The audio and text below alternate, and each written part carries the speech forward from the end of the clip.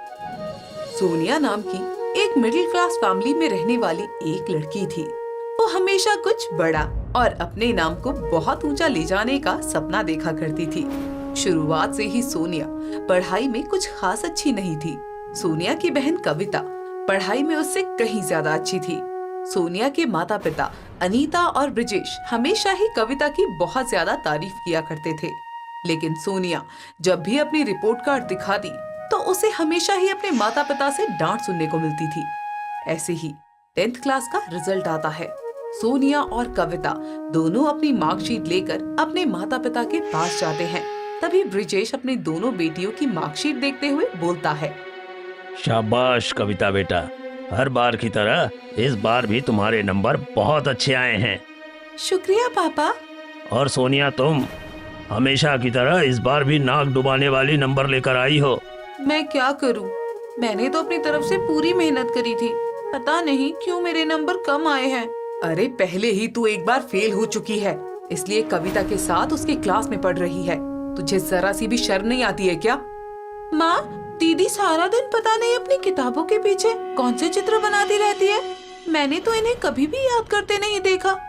अरे चित्र बनाने से जीवन नहीं चलता है। कितनी बार तुझे कहा है कि ढंग से पढ़ाई कर लिया कर। रहने दो अनीता, इसे कुछ समझाने का फायदा नहीं है। ये नालायक हमेशा नालायक ही रहेगी। माँ पापा, मैंने आपसे कहा था ना कि मैं पढ़ने में अपना बहुत मन लगाने की कोशिश करती हूँ, लेकिन मेरा पढ़ाई में मन ही नहीं लगता। अरे अगर पढ़ेगी लिखेगी नहीं तो सारी जिंदगी क्या अंगूठा छाप बनकर रहेगी? अरे इतना खर्च करता हूँ मैं इन दोनों की पढ़ाई के ऊपर, लेकिन ये लड़की मेरा सारा पैसा बर्बाद कर देती है। बस कीजिए ना पापा, मेरे तो अच्छे नंबर आए हैं ना। चलिए फिर मुझे आप मेरा तोहफा दीजिए। बताओ बेटा, तुम्हें क्या चाहिए? मैं वही ला कर दूंगा। मुझे ना एक नया कंप्यूटर चाहिए। अब मैं कंप्यूटर पर काम करना चाहती हूँ। पर कंप्यूटर तो मैंने भी मांगा था ना पापा आपसे, मुझे तो आपने नहीं ला कर दिया। कंप्यूटर चलाने लायक तेरे पास दिमाग है सोनिया? माँ, मुझे कंप्यूटर चलाना आता है। कंप्यूटर की फुल फॉर्म पता भी है बहन तुझे? तू रहने दे सोनिया, कंप्यूटर सिर्फ कविता के लिए ही आएगा। तू उस कंप्यूटर को हाथ भी नहीं लगाना। पहले ही ऐसे गंदे नंबर लाकर मेरे और अपने पिताजी की तूने बहुत बेइज्जत करवा दी है। ठीक है, अगर आपको ऐसा लगता है तो कोई बात नहीं, मैं आप लोगों से अब कुछ भी नहीं कहूँगी। सोनिया कुछ नहीं कहती और अपने कमरे में चली जाती है। दरअसल सोनिया को हमेशा से ही चित्रकारी का बहुत शौक था। वो जिस भी किसी चीज को देखती उसके जैसी हूबहू ड्राइंग बना दिया करती थी। अपने माता पिता से ऐसी दुख भरी बातें सुनने के बाद सोनिया वापस से अपने कलम और पेंसिल उठाती है और अपनी ड्राइंग बुक में कुछ स्केच बनाना शुरू कर देती है। कुछ दिन बाद ब्रिजेश कविता को घर पर नया कंप्यूटर ला कर देता है और कविता रात दिन अपने कंप्यूटर पर काम करती है। दिन गुजरते चले जाते हैं। जैसे तैसे करके सोनिया और कविता की 12वीं कक्षा पास हो जाती है, जिसके बाद ब्रिजेश और अनीता अपनी दोनों बेटियों से बोलते हैं, अब तुम दोनों की 12वीं कक्षा भी पूरी हो गई है, अब क्या करना है? अरे सोनिया से तो पूछना ही बेकार है। कविता बेटा, तू बता, तुझे क्या करना है? पापा, मैं आगे इंजीनियरिंग की पढ़ाई करना चाहती हूँ। शाबाश, इंजीनियर बनेगी मेरी बेटी, नाम रोशन करेगी अपने माता पिता का। और तू सोनिया, तुझे क्या करना है? मुझे पढ़ना ही नहीं है, मैं अपना कुछ करना चाहती हूँ। अपना कुछ करना चाहती है? अरे अपना कुछ करने के लिए कमाना होता है, और तेरे पास कमाने जितनी नॉलेज नहीं है अभी। अरे दीदी, मेरी मानो ना तो आप किसी छोटी मोटी कंपनी में चाय बनाने का काम कर लो, उसमें आपको पैसे मिल जाया करेंगे। मैं तुम्हारी बड़ी बहन हूँ, थोड़ा सा तमीज से बात करो। तुम चुप रहो सोनिया, सही बोल रही है कविता। जितना तुम पढ़ती हो उससे तुम चाय बनाने और पोछा लगाने का ही काम कर सकती हो। छोड़िए आप, इसे नहीं पढ़ना तो रहने दीजिए। जो पढ़ना चाहता है कम से कम उसे तो पढ़ाएं। मैंने आपसे पहले ही कहा है ना कि आप मुझसे मत पूछा करो मुझे क्या करना है। आप लोग कभी नहीं समझ सकते कि मैं क्या करना चाहती हूँ। आप लोगों की नजरों में सिर्फ पढ़ाई ही सब कुछ है। देखना, एक दिन मेरा भी वक्त आएगा और आप सब लोग ना उस वक्त मेरी ऊंचाई देखना। बातें तो बुर्ज खलीफा जितनी बड़ी बड़ी कर रही हो, लेकिन हर चीज के पीछे पढ़ाई ही काम आती है। पढ़ाई के बाहर भी दुनिया है और इस चीज को मैं साबित करके दिखाऊंगी। आज के वक्त में आप लोग मुझे जितना सुना सकते हैं सुना लीजिए। एक दिन मैं इस वक्त को अपना गुलाम बनाकर दिखा दूंगी आपको। हाँ हाँ, चित्र बना बना कर तू एक दिन बहुत बड़ी चित्रकार बन जाएगी ना। बोल तो ऐसे रही है। चित्र बनाना भी कोई आसान बात नहीं है।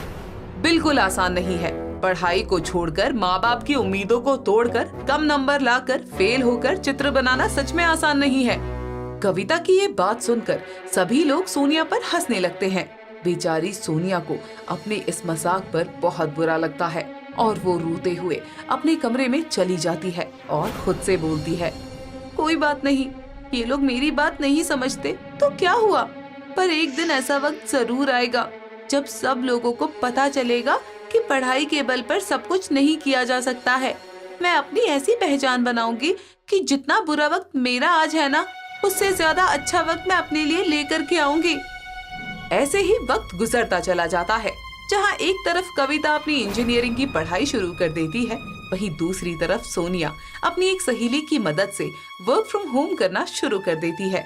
पर अपने इस वर्क फ्रॉम होम के बारे में सोनिया घर वालों को कुछ नहीं बताती। कुछ महीने लगातार कमाई करने से जो सोनिया को पैसे मिलते हैं, उन पैसों से सोनिया अपना एडमिशन आर्ट क्लास में करवा लेती है।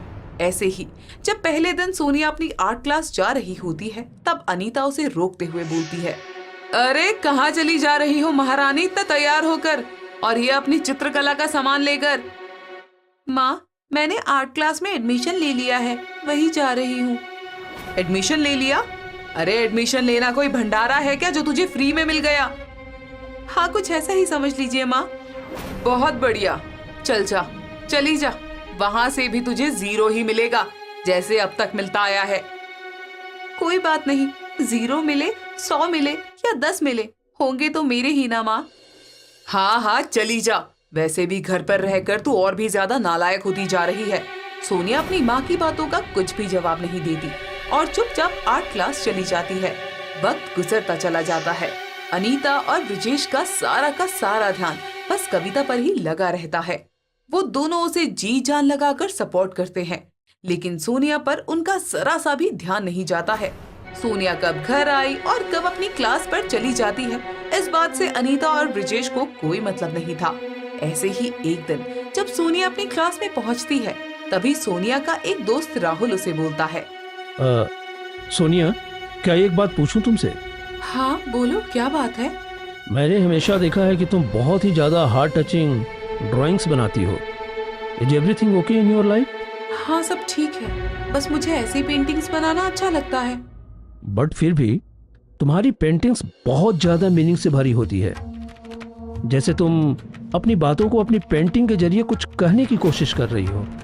तुम कुछ ज्यादा ही गौर नहीं कर रहे मेरी पेंटिंग के ऊपर? यार, तुम इतनी अच्छी आर्टिस्ट हो, पूरे क्लास में तुमसे ज्यादा, यहाँ तक कि पूरे इंस्टीट्यूट में तुमसे ज्यादा अच्छी पेंटिंग कोई नहीं करता है, तो गौर फरमाना तो बनता है ना।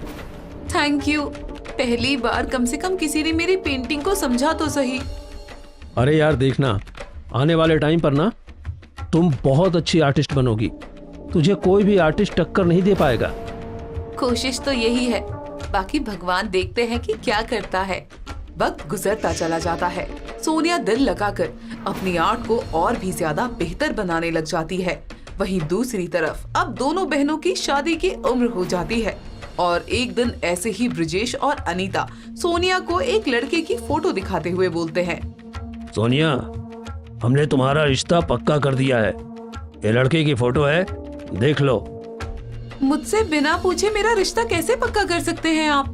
तेरे लिए क्या सही है क्या गलत है, इस बात का फैसला मैं और तेरे पिताजी अच्छे से कर सकते हैं। पर शादी तो मेरी होनी है ना, जब तक मेरी मर्जी नहीं है तब तक आप लोग मेरी शादी तय कैसे कर सकते हैं? देखो, लड़का एक कंपनी में काम करता है और महीने के 2 लाख कमा लेता है, तुमसे तो अच्छा ही है। पर मुझे अभी शादी नहीं करनी है, मैं शादी करने के लिए तैयार नहीं हूँ। पर क्यों नहीं करनी है? अब क्या तेरे लिए कोई करोड़पति आएगा? जैसे तेरे हालात है ना, तुझे तो ऐसा लड़का भी मिलना मुश्किल है। अगर लड़का इतना ही अच्छा है तो कविता की शादी करवा दीजिए ना। कविता तेरी तरह खाली नहीं है ना, इंजीनियरिंग कर रही है, इंजीनियरिंग। कल को इंजीनियर बनेगी तो अच्छे से अच्छे लड़के आएंगे भाग भाग कर उसके लिए रिश्ता लेकर। तो मुझे माफ कर दीजिए, मैं ये शादी नहीं करूंगी।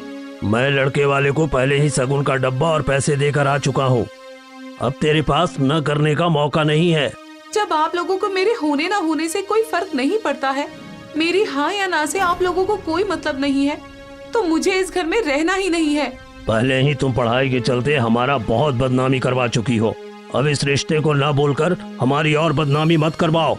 जब आप लोगों को मैं क्या करती हूँ, मैं क्या सोचती हूँ, इस चीज का मतलब नहीं है, तो मुझे भी आप लोगों की बदनामी से कोई मतलब नहीं है। आज अभी इसी वक्त मैं घर छोड़कर जा रही हूँ। सोनिया उसी वक्त अपना घर छोड़ देती है। सोनिया का जीवन बुरी तरीके से अस्त व्यस्त हो चुका था। समय की उस पर मार पड़ रही थी कि बेचारी को संभालने तक का समय नहीं मिल रहा था। ऐसे में सोनिया को अपने सबसे अच्छे दोस्त राहुल का ख्याल आता है। सोनिया पहली बार अपने दिल की सारी बातें राहुल को बताती है। राहुल जल्दी से सोनिया के पास पहुंचता है और बोलता है, तुम चिंता मत करो, मेरे दोस्त के घर एक कमरा खाली है, तुम उसे किराए पर ले सकती हो। लेकिन मेरे पास तो अभी किराया देने के लिए पैसे नहीं है। अरे वो सब कुछ मैं देख लूंगा, तुम बस आराम से वहाँ पर रहो, बाकी आगे देखते हैं क्या करना है, कैसे करना है। राहुल सोनिया को अपनी दोस्त निशा के यहाँ उसके घर में किराए पर दिलवा देता है। अब सोनिया की आर्ट क्लास पूरी होने वाली थी। ऐसे ही एक दिन राहुल सोनिया से कहता है, देखो सोनिया, मैं चाहता हूँ कि तुम अपने इस हुनर को और आगे लेकर जाओ। पर कैसे लेकर जाऊँ? अभी तो मेरे पास कोई अर्निंग सोर्स भी नहीं है। तुम्हें किसी अर्निंग सोर्स की जरूरत नहीं है, जरूरत है तो सिर्फ अपने कॉलम और रंगों की जरूरत है। पर मैं कुछ समझी नहीं, सिर्फ इन दोनों चीजों से क्या होगा? होगा, बहुत कुछ होगा, बस मैं तुम्हें रास्ता दिखा सकता हूँ। मेहनत तुम्हें खुद ही करनी है। सब कुछ करने को तैयार हूँ, बस तुम बताओ कि कैसे क्या करना है। सारी बातें करने के बाद राहुल सोनिया का सबसे पहले YouTube पर एक चैनल बना देता है, जिस पर सोनिया अपनी पेंटिंग्स की वीडियो डालने लगती है। इन वीडियो में सोनिया अपना चेहरा नहीं दिखाती और बस आवाज और हाथों का ही प्रयोग करती है। देखते ही देखते सोनिया की वीडियो को लोगों से काफी प्यार मिलने लगता है और उसे YouTube से थोड़ी थोड़ी इनकम आना शुरू हो जाती है। अपना खाना पीना सोना सब कुछ भूलकर सोनिया अपने YouTube के चैनल पर खूब मेहनत करती है। ऐसे ही एक दिन राहुल सोनिया के पास आता है और बोलता है, सोनिया, मैं तुम्हारे लिए एक बहुत बड़ा ऑफर लेकर आया हूँ। ऑफर? कैसा ऑफर राहुल? मैं कुछ समझी नहीं। अरे हमारे शहर में बहुत बड़ा कंपटीशन होने जा रहा है, जहाँ पर जीतने वाले को 50,000 इनाम मिलेंगे। तो मैं उसमें हिस्सा ले लूं? और नहीं तो क्या, तुम उसमें हिस्सा लो और मुझे पक्का यकीन है कि तुम वो कंपटीशन जरूर जीतोगी। ठीक है राहुल, जैसा तुम कहोगे मैं वैसा ही करूंगी। राहुल के कहने पर सोनिया उस पेंटिंग कंपटीशन में भी हिस्सा ले लेती है। अपनी पूरी जी जान लगाकर पेंटिंग कंपटीशन में पेंटिंग करती है, लेकिन फिर भी बेचारी को प्रथम स्थान की जगह द्वितीय स्थान ही प्राप्त होता है। और सोनिया राहुल से बोलती है, राहुल, मुझे लगता है कि अभी मुझे और भी मेहनत करने की जरूरत है, बस इतने से बात नहीं बनेगी। तुम चिंता क्यों करती हो?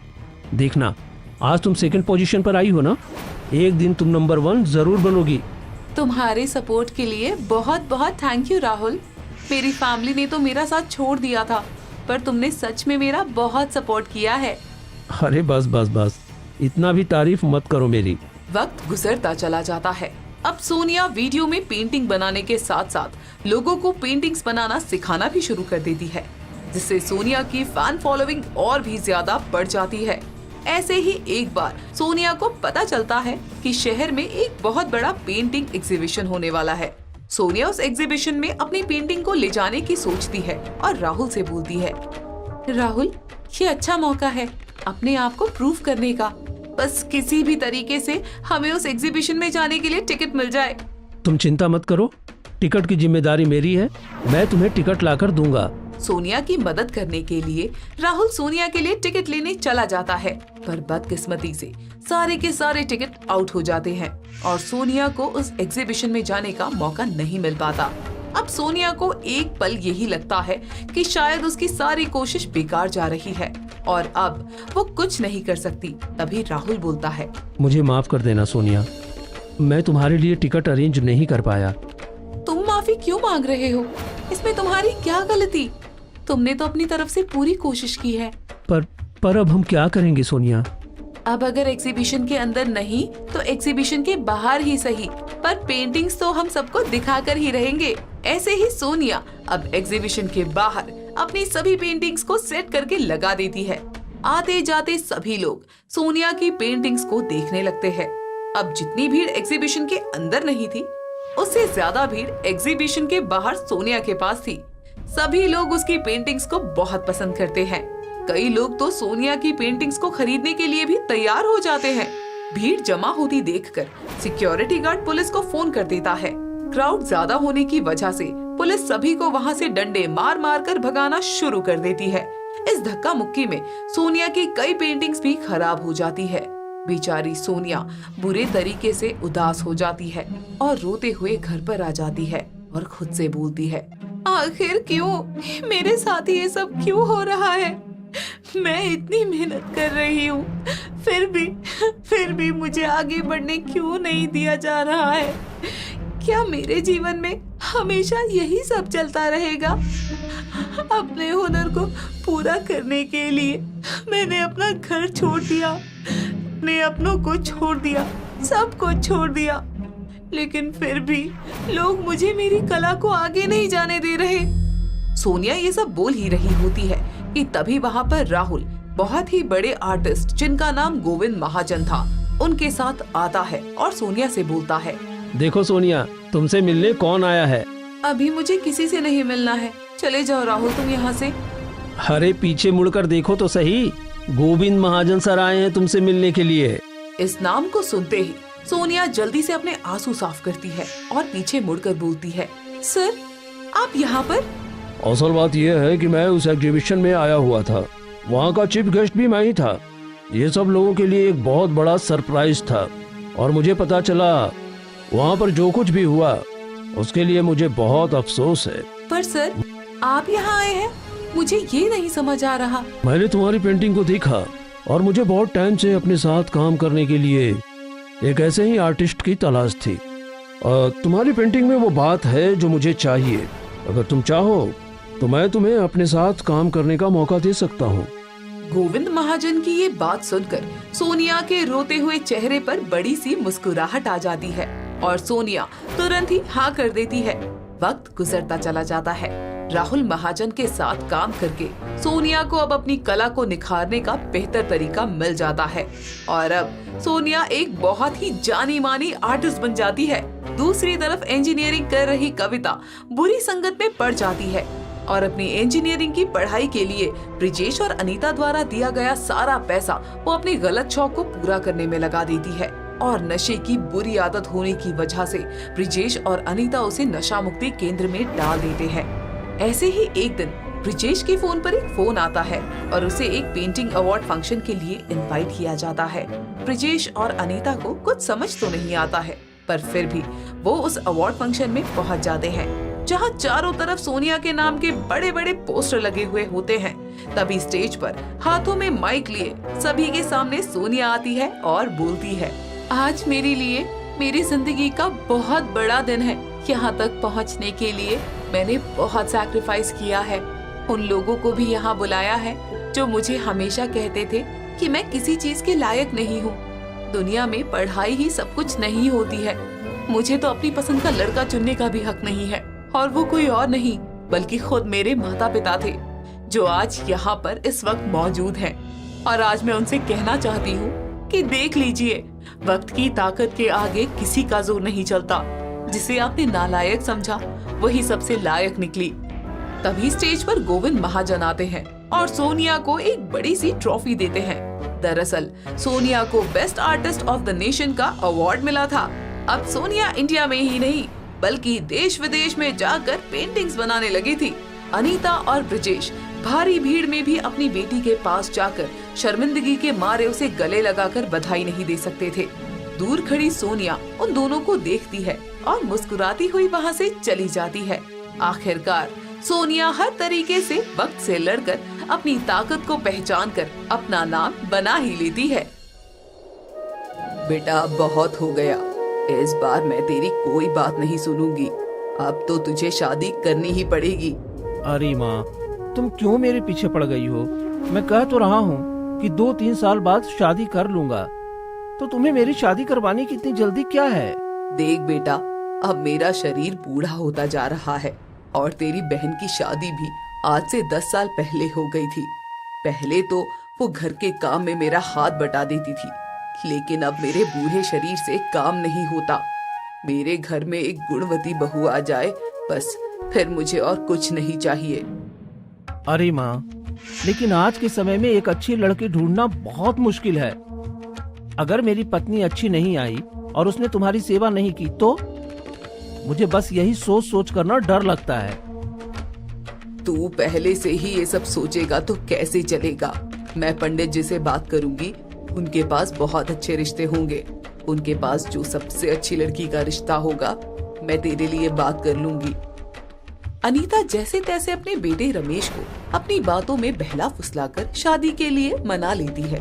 वो शाम को गांव के मंदिर में जाकर पंडित जी से इस बारे में बात करती है। अरे ऐसे तो मेरे पास बहुत सारी लड़कियों के माता पिता और रिश्ते के लिए आते हैं, और मेरे पास बहुत सारी लड़कियों की तस्वीर भी है। आप देख लो, आपको जो अच्छी लगे हमको बता देना। अच्छा ठीक है पंडित जी, आप मुझे लड़कियों की तस्वीर दे दीजिए, मैं 1-2 दिन में आपको बताती हूँ। अनीता कुछ लड़कियों की तस्वीर अपने घर पर लेकर आती है और रमेश को वो तस्वीरें दिखाती है। पहले तो रमेश तस्वीरें देख नहीं रहा था, लेकिन जब उसकी माँ जबरदस्ती उसे तस्वीर दिखाती है तो उनमें से एक पूनम नाम की लड़की उसे पसंद आ जाती है। अरे वाह, लगता है तेरी और मेरी पसंद बिल्कुल एक ही है। मुझे भी ये लड़की बहुत पसंद आई थी। अब मैं पंडित जी के पास जाकर इस लड़की के बारे में बात करूंगी। अनीता पंडित जी के पास जाती है और पूनम के बारे में बात करती है। पंडित जी पूनम के घर वालों से रमेश के लिए बात करते हैं तो उन्हें भी रमेश पसंद आ जाता है और पूनम के साथ रमेश की शादी हो जाती है। पूनम शादी करके अपने ससुराल आती है। अरे क्या बात है पूनम, तुम जब से आई हो तब से उबासियां लिए जा रही हो। लगता है तुम्हें नींद आ रही है। हाँ, वो क्या है ना कि शादी की तैयारी में इतने दिनों से ठीक से सो भी नहीं पाई, तो बहुत नींद आ रही है। अगर आप बुरा ना मानो तो क्या मैं थोड़ी देर के लिए सो जाऊं? अरे हाँ हाँ, भला इसमें बुरा मानने वाली क्या बात है। तुम सो जाओ, माँ को चाय बनाकर मैं दे दूंगा। आपका बहुत बहुत शुक्रिया, मैं बस अभी थोड़ी देर में उठ जाऊंगी। अरे तू मेरे लिए चाय बना कर लाया है, बहू की तबीयत ठीक नहीं है क्या? अरे नहीं माँ, उसकी तबीयत तो ठीक है, लेकिन शादी ब्याह की तैयारी में ना कई दिन से वो सो नहीं पाई थी, तो उसे नींद आ रही थी। इसलिए मैंने बोला कि तुम सो जाओ, माँ को मैं चाय बनाकर दे आऊंगा। बाकी वो अभी दोपहर के खाने के समय तक उठ जाएगी। रमेश की शादी को अभी एक ही दिन हुआ था, इसलिए वो आज अपने खेत भी नहीं गया। वो और उसकी माँ पूनम के हाथों के बने खाने का इंतजार कर रहे थे। दोपहर के 12 बज गए तो रमेश को लगा कि पूनम रसोई में खाना बना रही होगी। लगता है पूनम रसोई में खाना बना रही है। मैं भी उसके पास चला जाता हूँ। अगर उसे किसी मदद की जरूरत होगी तो उसकी मदद कर दूंगा। ये सोचकर रमेश किचन में जाता है, लेकिन पूनम तो किचन में थी ही नहीं। अरे, ये पूनम अभी तक किचन में क्यों नहीं आई? लगता है कुछ ज्यादा ही थकी हुई थी, इसीलिए अभी तक नींद नहीं खुली। कोई बात नहीं, मैं ही जाकर उसे जगा देता हूँ। रमेश उसे जगाने के लिए कमरे में जाता है। अरे पूनम, दोपहर के 12 बज गए हैं। अगर तुम्हारी नींद पूरी हो गई है तो उठ जाओ। रमेश पूनम को काफी आवाज लगाता है, लेकिन वो तो उठने का नाम ही नहीं लेती। रमेश की आवाज सुन सुनकर उसकी माँ भी अपने कमरे से आ जाती है, लेकिन पूनम के कानों पर तो कोई जू तक नहीं रेंगती। अरे क्या हो गया तुझे? इतनी जोर जोर से क्यों चिल्ला रहा है? और ये बहू अभी तक सो रही है, इसकी तबीयत खराब तो नहीं हो गई? नहीं माँ, सुबह जब ये सोई थी तब उसकी तबीयत बिल्कुल ठीक थी। अचानक तबीयत कैसे खराब हो सकती है? लेकिन मैं बहुत देर से इसे उठा रहा हूँ, पर ये उठने का नाम ही नहीं ले रही है। लगता है शादी की तैयारी में कुछ ज्यादा ही थक गई। कोई बात नहीं, इसे सोने दे, खाना मैं बना लूंगी।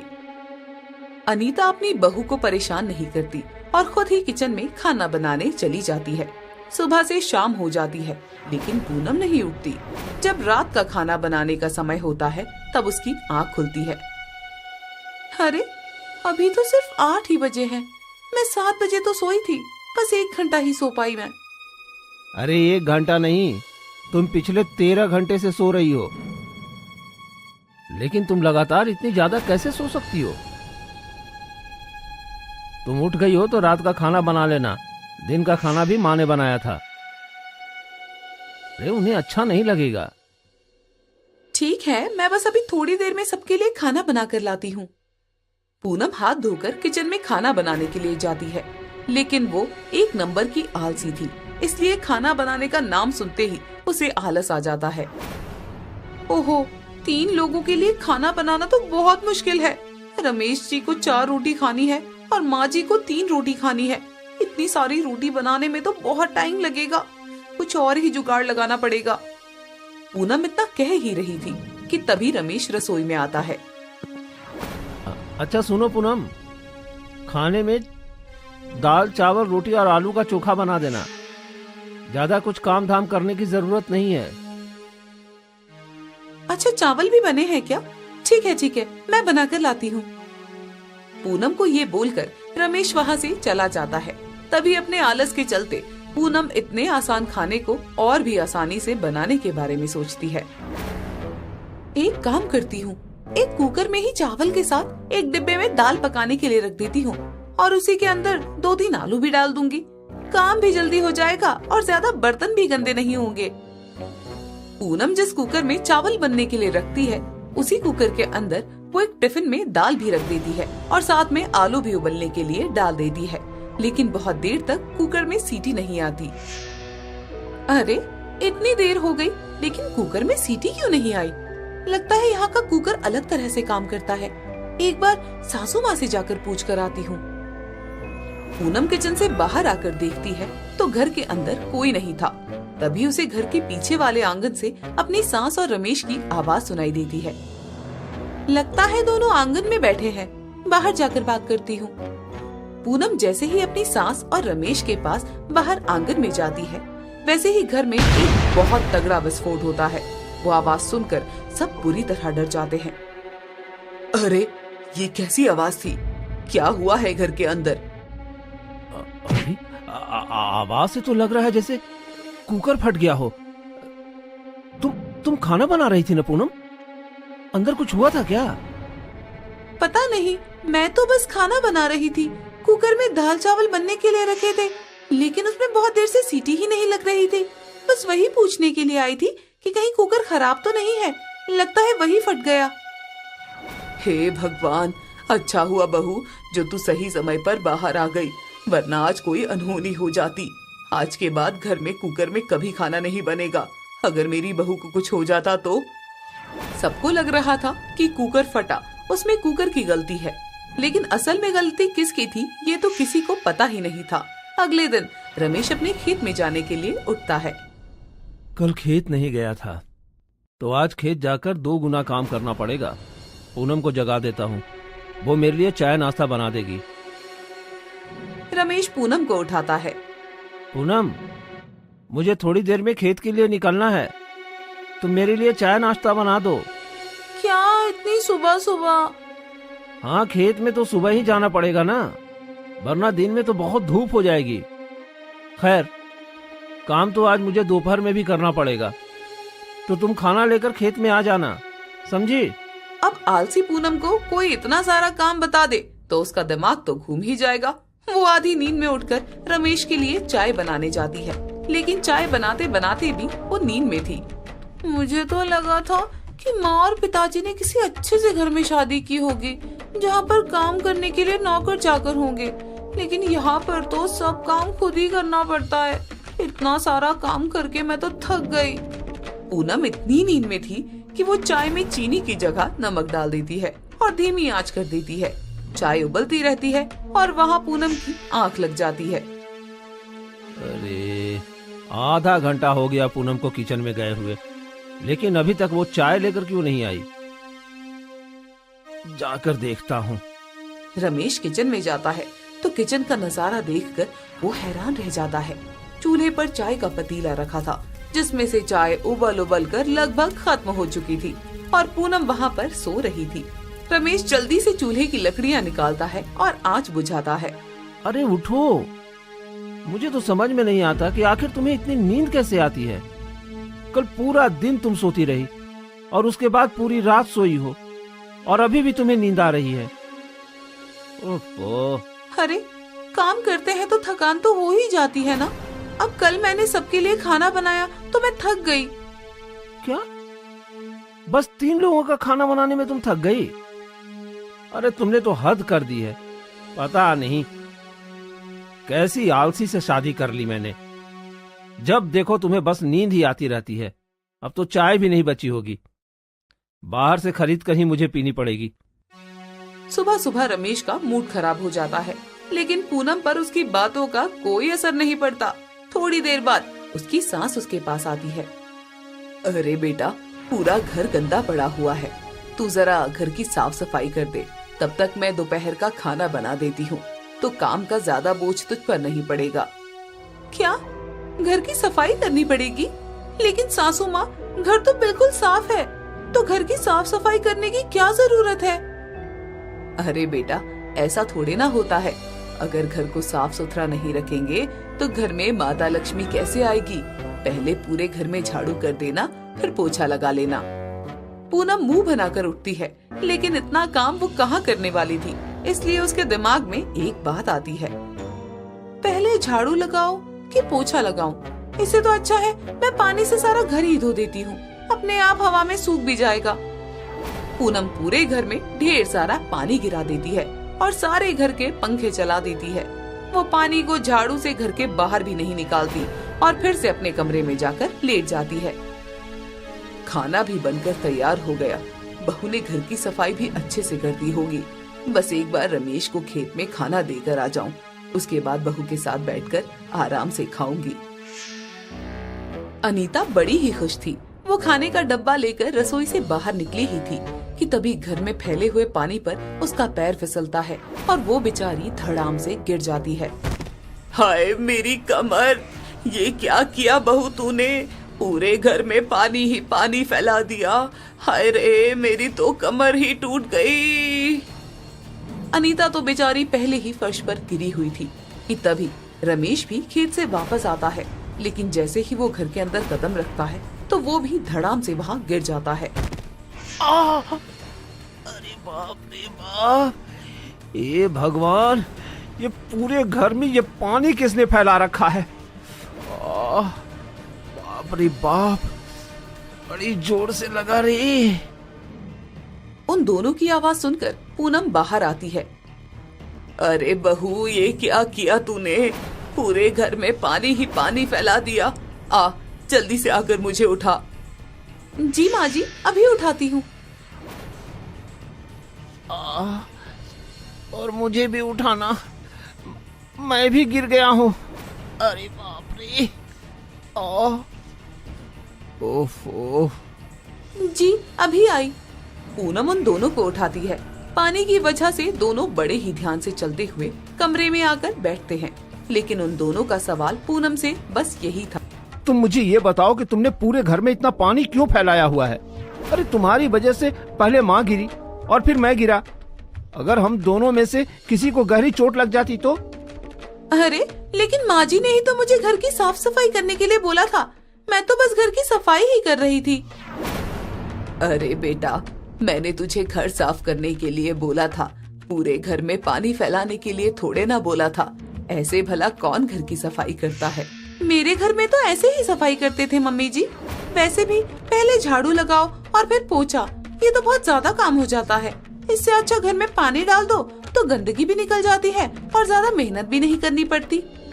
अरे मुझे तो लगा था कि तुम्हें सिर्फ खाना बनाने में आलस आता है, लेकिन तुम्हें तो हर काम में आलस आता है।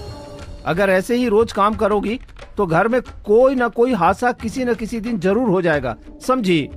रमेश और अनीता उसे समझा समझा कर थक जाते हैं, लेकिन वो थी कि अपना आलस छोड़ने का नाम ही नहीं लेती। तभी 1 साल बाद पूनम गर्भ से होती है और एक पुत्र को जन्म देती है। देखो पूनम बेटा, हमने तुम पर कभी किसी बात का बोझ नहीं डाला। और आगे भी नहीं डालेंगे। लेकिन एक बच्चे की जिम्मेदारी जितनी अच्छी उसकी माँ निभा सकती है, उतना अच्छा कोई नहीं निभा सकता। इसलिए अब से आलस मत करना और अपने बच्चे का अच्छी तरह ध्यान रखना। अरे हाँ हाँ, बिल्कुल भी चिंता मत कीजिए माँ जी, मैं गोलू का बहुत अच्छे से ध्यान रखूंगी। इसी तरह 2 साल बीत जाते हैं। गोलू 2 साल का हो गया, लेकिन आज तक बहू ने कभी इसकी जिम्मेदारी नहीं समझी। जब देखो तब सोती रहती है। पता नहीं आखिर इसके अंदर इतना आलस कैसे भरा हुआ है। कल तेरी मौसी जी के यहाँ पर कथा है, तो मुझे वहाँ जाना है। इसलिए पूनम से कहना कि गोलू का ध्यान रखे और अपने बच्चे की थोड़ी जिम्मेदारी उठानी भी सीखे। ठीक है माँ, तुम चिंता मत करो, मैं उसे समझा दूंगा। अनीता अगली सुबह अपनी बहन के घर जाने के लिए निकल जाती है। रमेश पूनम को उठाता है, लेकिन वो पूरे आलस में उठती है। अरे क्या हो गया? क्यों सुबह सुबह चिल्लाना शुरू कर देते हो? आपको चिल्लाने के अलावा कोई काम नहीं है क्या? मुझे तो काम बहुत है और मैं काम करता भी हूँ, लेकिन तुम्हें देखकर बिल्कुल नहीं लगता कि तुम्हें कोई काम है। माँ आज मौसी जी के घर जा रही हैं और मैं भी खेत जा रहा हूँ। घर में गोलू के साथ सिर्फ तुम हो, इसलिए उसका ध्यान रखना। और दूध लेकर आ गया हूँ, उसे गर्म करके रख देना, वरना वो भी खराब हो जाएगा। अच्छा ठीक है। रमेश खेत के लिए निकल जाता है। पूनम आलस में उठती है और दूध गर्म होने के लिए रख देती है। ये दूध गर्म होने में भी कितना टाइम लेता है। एक काम करती हूँ, लकड़ी की आंच निकाल देती हूँ, भट्टी पर रखे रखे अपने आप ही गर्म हो जाएगा। पूनम गोलू के लिए एक बोतल में दूध डाल देती है। वो कमरे में आकर गोलू को दूध की बोतल पकड़ा देती है और खुद फिर से सो जाती है। गोलू अब चलना सीख रहा था, तो वो घर में पूरे दिन इधर उधर डोलता रहता था। घर में डोलते डोलते वो किचन में पहुंच गया। पूनम ने चूल्हे से जो लकड़ी निकाल कर रखी थी, अपने आलस के चक्कर में वो उसे ठीक से बुझाना भी भूल गई और रसोई की खिड़की पर लगा पर्दा धीरे धीरे उससे आग पकड़ने लगा। तभी घर से धुआं निकलने लगा। उनके घर के सामने अनिल भाई साहब रहते थे। वो अपनी खिड़की पर खड़े थे। तभी उन्हें उनके घर से वो धुआं निकलता हुआ दिखाई दिया। अरे रमेश के घर से तो धुआं निकल रहा है। खाना बनाने के समय तो इतना धुआं निकलता नहीं है। कहीं घर में कुछ अनहोनी तो नहीं हो गई? धीरे धीरे घर से निकलने वाला धुआं बढ़ने लगता है और उनके घर के बाहर लोग इकट्ठा हो जाते हैं। वो सभी बार बार दरवाजा बजा रहे थे, लेकिन पूनम थी कि उठने का नाम ही नहीं ले रही थी। अरे घर के अंदर कोई अनहोनी तो नहीं हो गई? अरे कोई दरवाजा क्यों नहीं खोल रहा है? अंकल, लगता है हमें दरवाजा तोड़ना पड़ेगा, वरना घर के अंदर आग बहुत जल्दी फैल जाएगी। आपने फायर ब्रिगेड को कॉल कर दिया है ना? हाँ बेटा, मैंने कॉल कर दिया है। जब बहुत देर तक भी पूनम दरवाजा नहीं खोलती, तो मोहल्ले वाले मिलकर दरवाजे को तोड़ देते हैं। तभी उन्हें घर में घुसते ही गोलू के रोने की आवाज आती है। अरे ये तो गोलू के रोने की आवाज है। जल्दी से उसे ढूंढो, कहीं उसे कुछ हो न जाए। अरे गोलू तो किचन में है और आग तो किचन में ही लगी है। आंटी आप मुझे अपना शॉल दो, मैं अभी गोलू को लेकर आता हूँ। जतिन नीलम आंटी की शॉल लेकर जैसे तैसे आग से झुलसी हुई किचन में पहुँचता है और गोलू को शॉल उठाकर उसे बाहर जल्दी से ले आता है। लेकिन तभी भी पूनम की नींद नहीं खुलती। रमेश भी खेत से भाग भाग कर आता है और फायर ब्रिगेड की गाड़ी भी टाइम पर आकर आग बुझा देती है। तब अचानक ही इतने शोर से पूनम की नींद खुलती है और घर की हालत देखकर वो सीधे घर से बाहर भागती है, तो पूरा मोहल्ला वहाँ इकट्ठा हो रखा था। अरे हमारे घर को ये क्या हो गया? हमारा पूरा घर कैसे जल गया? मेरा गोलू कहाँ पर है? आलसी कहीं की, अगर अपना बेटा तुम्हारे भरोसे छोड़ दिया ना, तो तुम तो उसे मार ही डालोगी। अगर आज मोहल्ले वाले ने गोलू को न बचाया होता तो पता नहीं मेरे बच्चे के साथ क्या हो जाता। अरे मोहल्ले वाले घर के अंदर जाकर गोलू को बाहर लेकर आए और तुम अब उठ रही हो? वो बेचारा कितनी देर तक रोता रहा, लेकिन उसके रोने की आवाज भी तुम्हारे कानों में नहीं पड़ी। मैं बस तुम्हारे साथ और नहीं रह सकता और ना ही अपने बच्चे को तुम्हारे साथ रहने दूंगा। मैं आज के आज ही तुम्हें तलाक दूंगा। नहीं नहीं, ऐसा मत कीजिए, मुझसे बहुत बड़ी गलती हो गई। मुझे लगा कि आग बुझ गई है और मैं अंदर चली गई। मैंने गोलू को दूध पीने के लिए दिया तो मुझे लगा कि वो दूध पीकर सो जाएगा, लेकिन शायद वो खेलते खेलते रसोई तक चला गया और लकड़ी ने आग पकड़ ली। मैं मानती हूँ कि ये सब मेरी गलती है, लेकिन मुझे एक मौका दे दीजिए। आज के बाद फिर कभी ऐसा नहीं होगा। नहीं, अब मैं तुम्हें और कोई मौका नहीं देने वाला।